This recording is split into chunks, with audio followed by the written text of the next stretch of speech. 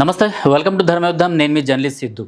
Rohit Vemula case ఈ రోజుతో ముగించబడింది అనేసి, రోహిత్ వేముల ఎస్సీ కాదు అనేసి, రోహిత్ వేముల మరణం వెనకాల ఏబీవీపీ అండ్ బీజేపీ వాళ్ళు ఉన్నారు అనేసి ఎవరైతే దీన్ని ఇంటర్నేషనల్ న్యూస్గా దీన్ని తీర్చిదిద్దారో వాళ్ళకి ఇదొక చెంప దెబ్బ అనుకోవచ్చు మనము. ఎందుకంటే రోహిత్ వేముల మరణం ఏదైతే ఉందో అది అతను సూసైడ్ చేసుకున్నాడు. అతని వెనకాల ఎవరు కారణం కాదు, కేవలం అతను ఎస్సీ కాదు అనేసి బయట వాళ్ళకు తెలిసింది కాబట్టి అతను సూసైడ్ చేసుకున్నాడు. అండ్ వ్యక్తిగత తగాదాలు కూడా పెద్దగా లేనప్పటికీ ఏదైతే ఏబీవీపీ, ఎస్ఎఫ్ఐ ఇలాంటి లెఫ్ట్ వింగ్, రైట్ వింగ్ అనేసి ఏవైతే ఉన్నాయో హెచ్సియులో, ఇవన్నీ ప్రతి యూనివర్సిటీలో జరిగే తగాదాలే. అయితే వాటి మధ్యలోనే ఈ గొడవంతా జరిగింది అనేసి ఇక్కడ పోలీసులు అయితే స్పష్టం చేసిండ్రు. అది బ్రేకింగ్ న్యూస్గా మారిన తర్వాత రోహిత్ వేముల గురించి ఎన్నో చట్టాలని తీసుకురావాలి, రోహిత్ వేముల లాగా ఎవరు కూడా చనిపోకూడదు అనేసి రోహిత్ వేముల చట్టం ఒకటి తీసుకొస్తామనేసి కాంగ్రెస్ కూడా చెప్పుకొని వచ్చింది.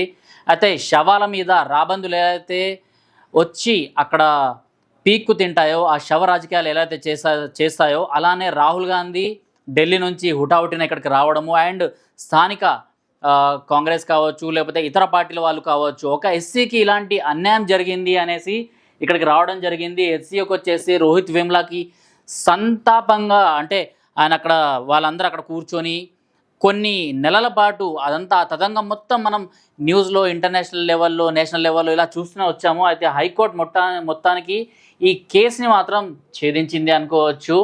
హైదరాబాద్ సెంట్రల్ యూనివర్సిటీలో ఆత్మహత్య చేసుకున్న PhD scholar Rohit Vemula case దేశవ్యాప్తంగా దుమారం రేపిన విషయం మనందరికీ తెలిసిందే. అయితే ఇదంతా మనకు అవసరం లేదు.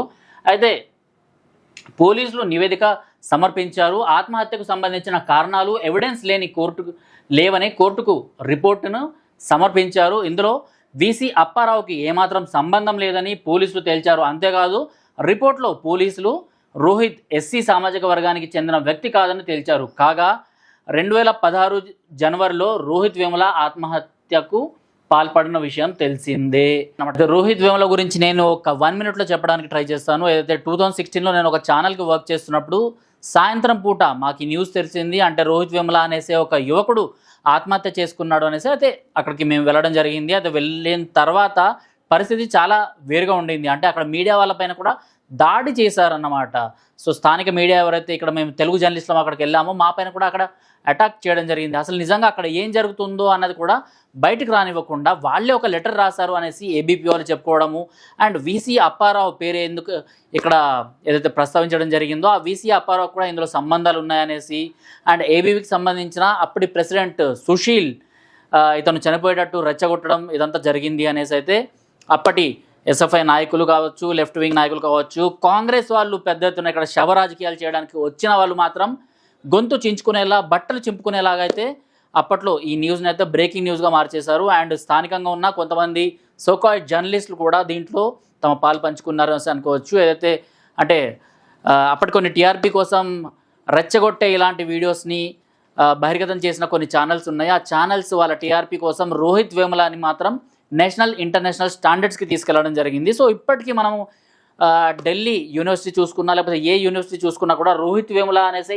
ఈ ఫోటోని వాళ్ళు యూత్ ఐకాన్గా, అంటే ఒక చెగువేరా, ఒక భగత్ సింగ్తో అయితే మనము ఇక్కడ పోల్చుకోలేము. కాకపోతే అలా వాళ్ళు ప్రొజెక్ట్ చేసుకుంటున్నారు. టీషర్ట్స్ పైన ఈయన బొమ్మలు వేయడము. నిజంగా ఒక యూత్ వింగ్కి సంబంధించిన ఒక లీడర్ బొమ్మలు వేసుకున్నారు అంటే అది వాళ్ళ పర్సనల్, సరే వేసుకోవచ్చు, ప్రాబ్లం లేదు. కాకపోతే అక్కడ అసలు ఏం జరిగింది అన్నది కూడా మాత్రం బయటికి రానివ్వకుండా ఒక ప్రోపగాండాను మాత్రం సృష్టించారు.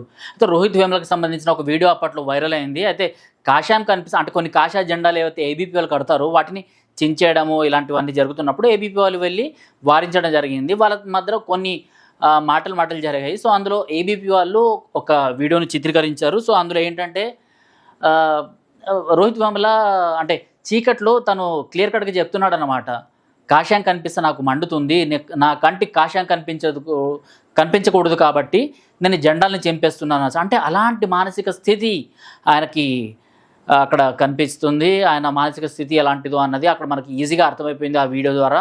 అండ్ ఏదైతే లెటర్ రాశాడో ఆ లెటర్లో కూడా చాలా క్లియర్గా నా చావుకి ఎవరు బాధ్యులు కాదు అనేసి ఆయన రాసుకొచ్చిన తర్వాత కూడా దాన్ని ఒక నేషనల్, ఇంటర్నేషనల్ న్యూస్గా చేశారు. కావాలని వీసీ అప్పారావు అండ్ ఎవరైతే హెచ్సియు ప్రెసిడెంట్ అప్పటి సుశీల్ ఉన్నాడో, సుశీల్ అండ్ వాళ్ళ అనుచరులు కావాలని ఈయన చనిపోయేటట్టు ప్రోత్సహించారు అనేసి. సో ఈ ఆయన చనిపోవడానికి కారణం అయితే వాళ్ళే అనేసి ఇక్కడ వాళ్ళు కేసులు కూడా ఫైల్ చేయడం జరిగింది. అయితే అంతకుముందే ఇతను టెర్రరిస్ట్ యాకూబ్ మెమన్ని ఏదైతే ఉరి తీశారో, ఏదైతే అతనికి మన గవర్నమెంట్ ఉరి తీసిందో, సో దానికి అగేన్స్ట్గా అతను చనిపోయిన తర్వాత కొన్ని సాంఘీభావంగా కొన్ని ప్రార్థనలు అయితే అక్కడ జరిగాయి హెచ్సిఏలో. సో దాన్ని వ్యతిరేకించడమే ఈ సుశీల్ అండ్ గ్యాంగ్ ఏదైతే ఏబీపీ వాళ్ళు ఉన్నారో వాళ్ళు చేసిన పెద్ద తప్పుగా వీళ్ళకి కనిపించింది. అంటే మేము టెర్రరిస్టులు చనిపోయినా కూడా సానుభూతి వ్యక్తపరుస్తాము అనేసి ఈ లెఫ్ట్ వింగ్ అలా ఎలా వ్యక్తపరుస్తారు? ఇది దేశము, ఒక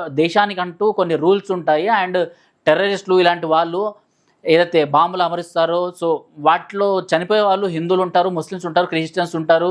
సో అలా ఎలా మీరు అంటే దేశ్ కే సాత్ గద్దారీ కైసే కర్తే అనేసి అంటారు కదా కొన్ని సినిమాలో డైలాగ్స్, లేకపోతే నార్మల్గా మనం హైదరాబాద్ లాంగ్వేజ్లో మాట్లాడుకుంటాము. దేశాన్నే వెనుపోటు పొడిచే ఇలాంటి విధానాల్ని మాత్రం మీరు ఆపుకోండి అనేసి ఈ ఏబీపీ వాళ్ళు అయితే చెప్పుకోవడం జరిగింది. సో దానిపైన కూడా ఒక కేసు అయితే నమోదు చేయడం జరిగింది. సో ఆ కేసు ఇంకా ఈ మంత్ ఉంది అనుకుంటా. ఆ కేసు సంబంధించిన డీటెయిల్స్ కూడా ఈ మంత్ వచ్చేస్తాయి. అయితే ఇప్పుడైతే బ్రేకింగ్ న్యూస్, రోహిత్ వేముల కేసుని మొత్తానికి పోలీసులు మాత్రం ఛేదించేసిండ్రు. అండ్ ఈ నివేదిక సమర్పించిన దాంట్లో మాత్రం ఎవరికి సంబంధం లేదు అనేసి అయితే ఇక్కడ మనకు క్లియర్ కట్గా కనిపిస్తుంది. అండ్ ఏదైతే చట్టం గురించి మనం మాట్లాడుకున్నామో, ఏదైతే రోహిత్ వేముల చట్టం రావాలి అనేసి కాంగ్రెస్ ప్రస్తావించిందో దాన్ని కూడా నేను మీకు చూపిస్తాను. సో రోహిత్ వేముల అనేసి మీరు టైప్ చేయగానే కాంగ్రెస్కి సంబంధించిన కాంగ్రెస్ మేనిఫెస్టోలో రోహిత్ వేముల యాక్ట్, నిజంగా ఎంత సిగ్గుచేటు అనుకోవచ్చు దీన్ని. కాంగ్రెస్ ఏ ఒక్క శవ రాజకీయాన్ని కూడా చేతులతో వదులుకోదు అనడానికి సాక్ష్యం ఇది. కాంగ్రెస్ మేనిఫెస్టోలో రోహిత్ వేముల యాక్ట్ ఎందుకు పెట్టాలబ్బా? ఆయన ఏమన్నా దేశం కోసం చనిపోయాడా? ఒక ఎస్సీ సామాజిక వర్గానికి సంబంధించిన వాళ్ళు ఏదైనా చేసి అలాంటి వీరగతిని పొందితే నిజంగా వాళ్ళని ఒక హీరో ఐకాన్ లాగా చూడడంలో తప్పులేదు. కాకపోతే ఇక్కడ రోహిత్ వేముల చేసింది ఏంటి? ఒక కాషాయం కనిపిస్తే నాకు కోపం వస్తుంది, లేకపోతే అసలు ఏబీపీ లాంటి ఆర్గనైజేషన్స్ లేకపోతే హిందుత్వాన్ని రక్షిస్తుంటారో ఆ ఆర్గనైజేషన్స్ మా కంటికి కనిపించొద్దు, అండ్ ఈ టెర్రరిస్ట్ యాకూబ్ మెమన్ లేకపోతే అఫ్జల్ గురు ఇలాంటి వాళ్ళకి సంఘీభావంగా ప్రార్థనలు చేస్తే ఇలాంటివి చేయకండ్రా బాబు అని చెప్పినందుకు గొడవలు పడే ఒక యూత్ ఐకాన్ మీకు ఒక సూపర్ హీరోలా కనిపిస్తే, మరి ఇలాంటి వాళ్ళని కాంగ్రెస్ ఎందుకు నెత్తి మీద పెట్టుకుంది, ఎందుకు ఇలాంటి రాజకీయాలు చేస్తుంది అన్నది మాత్రం మనం ఇప్పటికీ అర్థం చేసుకోవాలి. నిజంగా ఇదంతా కావాలని చేస్తున్న కుట్ర. అండ్ కొన్ని ఏవైతే ఓట్ బ్యాంకులు ఉన్నాయో సో వాళ్ళని మభ్యపెట్టడానికి నిజంగా రోహిత్ వేముల ఎస్సీ కాదు అని తెలిసినా కూడా తను ఫేక్ ఎస్సీ సర్టిఫికేట్ తీసుకొని ఆ యూనివర్సిటీలో చదువుకుంటున్నాడని తెలిసినా కూడా ఇదంతా బయటికి రాకూడదు, ఇదంతా బయటకు వస్తే తమ పరువు ఎక్కడ పోతుందో అనేసి మాత్రం చేసిన కుట్ర అనేసి ఇక్కడ పోలీసులు చాలా క్లియర్ కట్గా చెప్పేశారు. నిజంగా ఈయన ఏదైతే సూసైడ్ చేసుకున్నాడో దాన్ని అయితే మనము వ్యతిరేకించాల్సిన అవసరం ఉంది అండ్ సాంఘీభావం ప్రకటించాల్సిన అవసరం అయితే ఉంది. రోహిత్ వేముల లాంటి వాళ్ళు చాలామంది లెఫ్ట్ వింగ్ లేకపోతే ఇంకేదైనా కానివ్వండి ఇలాంటి వింగ్స్లో అంటే ఏదో చేద్దామనేసి ఇక్కడ హైదరాబాద్కి వచ్చేసి ఏదో ఊళ్ళ నుంచి ఇక్కడికి వచ్చేసి గుంటూరు సంబంధించిన అబ్బాయి ఇతను సో ఇక్కడికి వచ్చి ఏది చేయలేక ఆత్మహత్య చేసుకుంటున్నారు. ఇలాంటి స్టూడెంట్స్ ఇలాంటి రాజకీయాల్లో వీళ్ళని బలిపశువులు చేస్తున్నారు. సో అలాంటి శవ రాజకీయాలకే నిజమైన ఎగ్జాంపుల్ రోహిత్ వేముల కేసు. మొత్తం 2016 నుంచి 2024 వరకు అంటే ఇన్నేళ్ల పాటు సుదీర్ఘంగా ఈ కేసు నడిచింది. అండ్ ఎవరైతే ఈ కేసులో అక్రమంగా వాళ్ళ పేర్లు రాయబడ్డాయో వాళ్ళందరికీ ఎలాంటి పాస్పోర్టులు లేకుండా వాళ్ళందరికీ ఎలాంటి న్యాయం అయితే జరగలేదు. కాకపోతే ఈరోజు ఇదంతా బయటకు వచ్చింది అనేసి మనం అనుకోవచ్చు. దీనిపైన మీరు ఏమంటారు? నిజంగా ఎస్సీ కాకుండా ఒక్క రోహిత్ వేముల అనేసి ఒక అబ్బాయిని యూత్ ఐకాన్ చేసి ఇన్నేళ్ల పాటు కాంగ్రెస్ దీన్ని ఒక బలిపశువుగా ఇన్ని పాపం ఆడుకుంది అనేసి మనం అనుకోవచ్చు. దీనిపైన మీరు ఏమంటారు? కామెంట్ బాక్స్లో తెలపండి. టిల్ దెన్ జై హింద్, జై భారత్.